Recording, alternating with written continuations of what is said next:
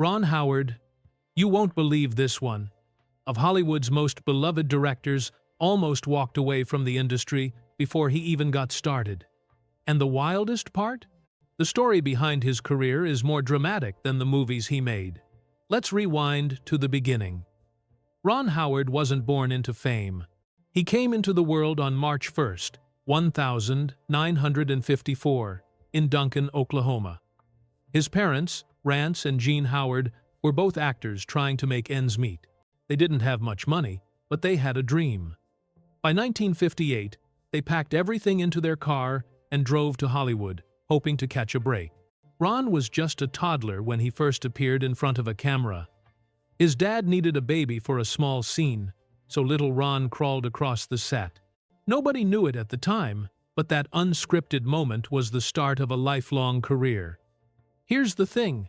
Though his parents weren't trying to cash in on him, they made a rule. No full-time acting until Ron was at least 5.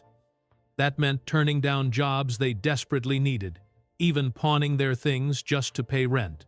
They wanted him to have a real childhood, even if it meant being broke. When Ron turned 5, everything changed. He got a role in The Journey, and for the first time, his name appeared in the credits. But it wasn't all smiles. Crew members teased him for his freckles and red hair, calling him names that left scars. His dad even got into a shouting match defending him. Then came the big one. In 1960, Ron was cast as Opie Taylor on The Andy Griffith Show.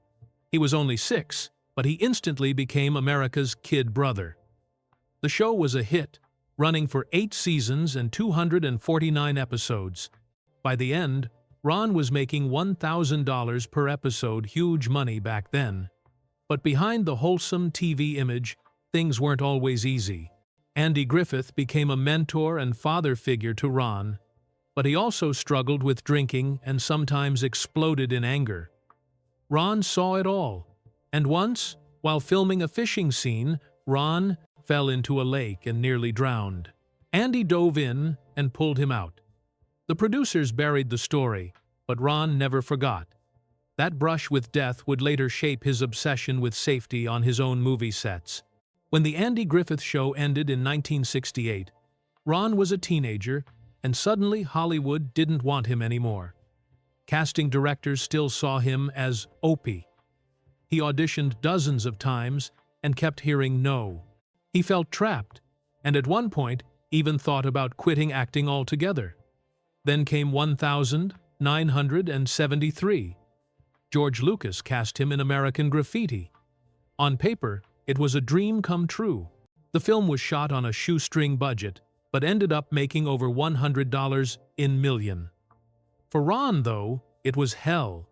His co-stars Harrison Ford and Paul Le Mat bullied him relentlessly. They mocked him for being a former child star, locked him in a trailer, even threw bottles at his car. Ron later called it his one and only moment of Opie shaming. He stayed quiet at the time, but the pain lingered, and despite the film's massive success, Ron made just $10,000. No royalties, no profit sharing. He even begged Lucas for a 1% cut, which would have been worth over $1 million. But Lucas said no. That rejection left a crack in their friendship. A year later, Ron found steady work again on a new sitcom, Happy Days. As Richie Cunningham, he became a household name once again. But when Henry Winkler's Fonzie stole the spotlight, studio executives tried to rename the show Fonzie's Happy Days. Ron wasn't having it. He threatened to walk, even though he was under contract. Fans rallied behind him, and ABC backed down. Still, the experience made him realize something important. If he wanted real control, he needed to get behind the camera. By 23, he directed his first movie, Grand Theft Auto. It was low budget, but it pulled in $15 million. A stunt accident during filming nearly ended his career before it started, but Ron handled it and vowed to make safety his top priority forever after. From there, his directing career took off. Splash turned Tom Hanks into a star. Cocoon won Oscars, but brought death threats from a fired extra. Backdraft featured real fire stunts that injured actors and sparked OSHA investigations. Apollo 13 was hailed as a masterpiece, but Tom Hanks nearly shut down production over obsessive script changes. Every film seemed to come with chaos, lawsuits, or danger, but Ron never stopped pushing forward. Then came the biggest prize of all. In 2001, A Beautiful Mind won him the Academy Award for Best Director and Best Picture. But even that production wasn't smooth.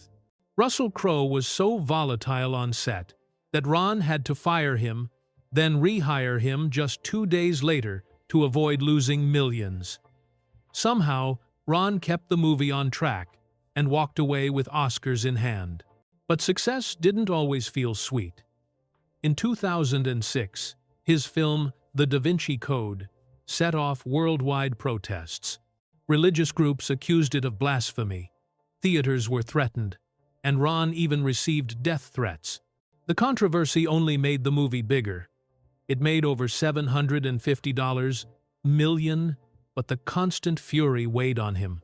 In 2018, he stepped into another storm when he was hired to rescue Solo, a Star Wars story, after the original directors were fired. Ron reshot 70% of the film in record time, but fans weren't impressed. Some blamed him for playing it safe and stripping the movie of its edge. It still made nearly $400 million, but for a Star Wars movie, that was considered a flop. Through all of this, one thing kept Ron grounded: his marriage. He met Cheryl Alley in high school, and despite gossip, rumors, and the pressures of fame, they stayed together. They married in 1975, raised 4 kids, including actress Bryce Dallas Howard, and celebrated 50 years together in 2025. In an industry known for broken marriages, their love story is almost as legendary as his career, and he never hid the truth about Nepo baby privilege. Bryce openly, he admitted her dad's name opened doors for her, and Ron never denied it. He just let her prove herself in her own way, which she did, starring in billion-dollar blockbusters and directing films of her own. So, where is Ron Howard today? Still working, still surprising people.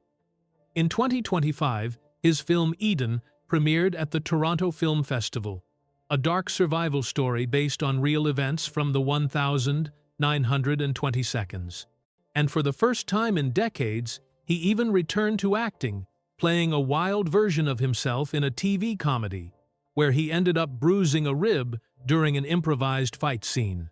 From a broke kid in Oklahoma, to a bullied teen star, to one of Hollywood's most respected directors, Ron Howard's story is a reminder that success doesn't come without scars.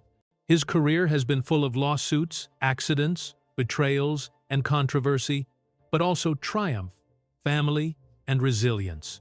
So the question is, after 70 years in the business, has he finally told us everything? Or are there still chapters of Ron Howard's Hollywood story left untold?